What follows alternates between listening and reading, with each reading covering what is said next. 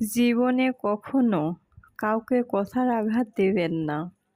প্রয়োজনে বুঝিয়ে বলবেন।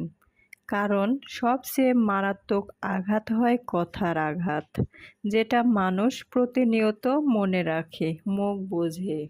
কিছু কিছু মানুষ আছে সোজা পথে যেমন সোজাভাবে চলতে পারে না, তেমনি সোজাভাবে কথাও তারা বলতে পারে না। তাদের মধ্যে একটা প্রতিভা থাকবেই, বাঁকা বাঁকা কথা। আর সব মানুষই কিন্তু ঘোরানো পেঁচানো কথা পছন্দ করে না। আবার সে কথার ভাষাগুলা তারা বোঝে না। কারণ তাদের ভেতরে তো সে পেঁচই নেই। তাহলে পেঁচানো কথা কিভাবে তারা বুঝবে? তাই আমরা সর্বোপরি চেষ্টা করব মানুষের কথার আঘাত দিয়ে কষ্ট না দেওয়ার এবং তাদের সঙ্গে ভালো ব্যবহার করার। তাছাড়া আজকালকার মানুষও কিন্তু তেমন।